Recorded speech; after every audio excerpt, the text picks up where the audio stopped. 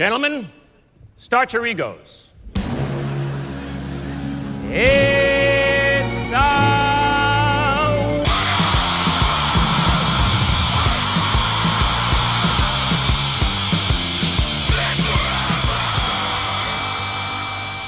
Hey, I'm Nat. I'm Jenny. And this is Oscar Bait. It is the guide to the Oscar season. Yep. And what we're doing now is we're taking a look at all of the categories and nutting out who might take home the little gold man, just so you can impress at your Oscars party. Because we know that you don't have any idea what you're talking about, so we'll talk for you. And we're kicking it off with what is usually the first award of the night, actor in a supporting role.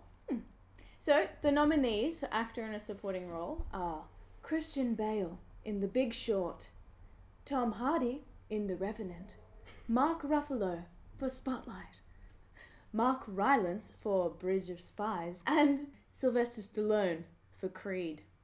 So, first up in this category, #OscarsSoWhite. I was furious to see that Idris Elba was not nominated for Beasts of No Nation. I know, robbed. I really think the Netflix thing worked against that movie. And yet, he just took home the SAG Award. But the Oscars they still, where the SAGs and the Golden Globes can be a bit more progressive, the Oscars still are holding on tooth and nail to their old ideals. So it's a slow process. So with all that out of the way, let's talk options. So Sylvester Stallone is the guy who's come in with a Golden Globe to this one. And I think he's the sentimental favourite. Yeah. Again, I probably say this all the time, but it's that retro award thing. And Sylvester Stallone has the glory of Rocky. He's kind of this underdog story that Hollywood loves. Because as the story goes, he wrote Rocky and he refused to make the movie until he starred in it. And now, of course, he's a millionaire actor with tons of plastic surgery. So it is definitely a kind of a nostalgia award. Yeah, and I mean, when you're looking at supporting categories, they are the soft awards. They're the awards you throw to the great old champion like Christopher Plummer or Alan Arkin, or the ones that you throw to the well-known but hard-working, under-recognized black woman like Octavia Spencer or Monique. It's kind of like the awards they just minorities and old people. Yeah. It's they should have one. Yeah, I guess. So he could take this in a weird sort of... He probably is the front runner, I think.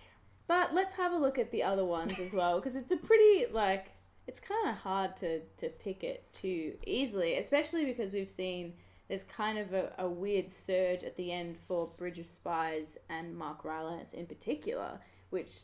we didn't see coming at all. So let's break it down. Christian Bale is nominated for The Big Short. Christian Bale has won this category before. And he's the kind of actor who just puts on a crazy character. And in The Big Short, he plays... I can't remember the guy's name. He's a doctor. I don't know how to be funny. I don't know how to work people. I just know how to read numbers. But he's very kooky. And that's the thing. So he's got a glass eye. He's a little bit on the Asperger's spectrum. He listens to metal in his company office. And he's just a crazy genius who no one understands. And he plays it really well. He's really, really good in this movie. But he's not going to get it because we're done giving Christian Bale supporting awards. Or any awards at all, I guess. So let's talk about Tom Hardy in The Revenant, though. I have this gut feeling that even though Tom Hardy is kind of recognised as a great actor, basically because you never understand him in any movie, We had a deal, Glad. Then what we gonna do? Sit out there like a bunch of goddamn ducks? You and your half-breed son get to walk on out? I'm talking to you. Or... I did kill that squirrel. He ate that squirrel right up. Made that backpack.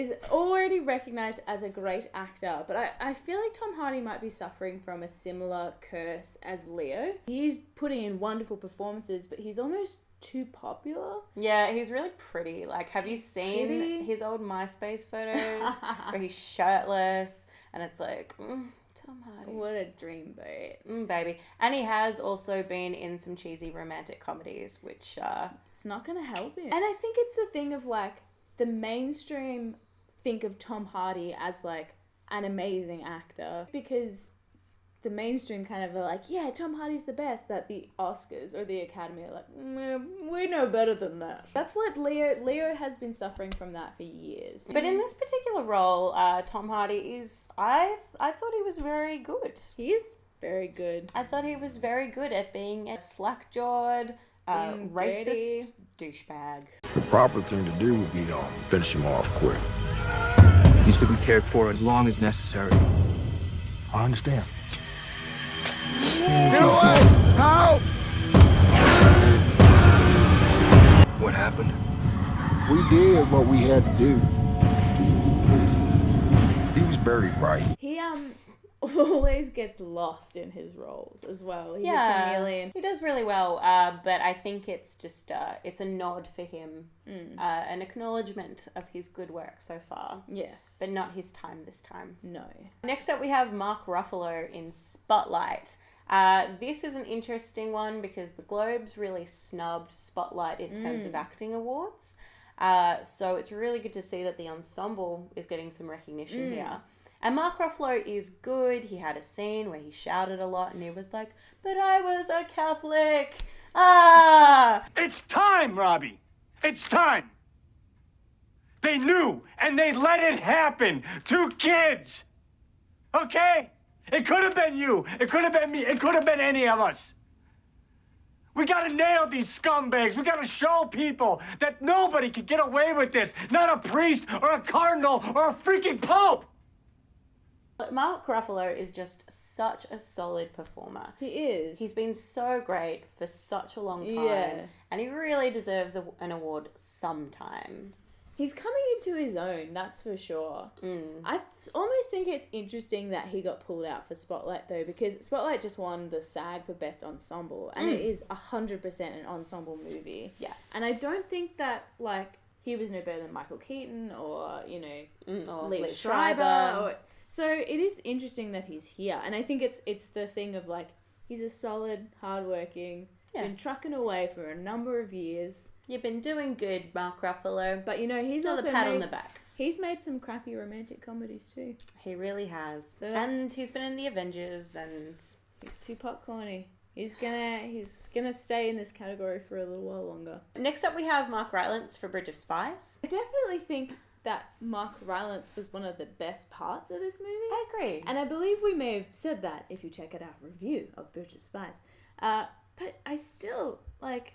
He doesn't have a lot to do. I think his most powerful moment in this film, like he gives a very nice, like a very subtle performance. Yes. I think you see a lot of crisis in him, but externally there's nothing. He's like placid as a lake. Yeah. But you can still tell that he's shaken up. Yeah. And I think that's so skillful. And I think, like, at the end when we reviewed it already, so spoiler alert. When he's sort of being handed back and they're doing the swap and he sort of has that grateful look in his eyes at Tom Hanks, and it's a very beautiful moment. He kind of really nails it with his eyes. Yeah. He doesn't have to say very much at all to be one of the most powerful characters in the movie. That's very true, actually. I think he upstages Tom Hanks. Well, he has nowhere near as much screen time. Well, yeah, that's true. And he's a renowned theatre actor, and he's won like a few Tonys. So maybe he could finally get an Oscar.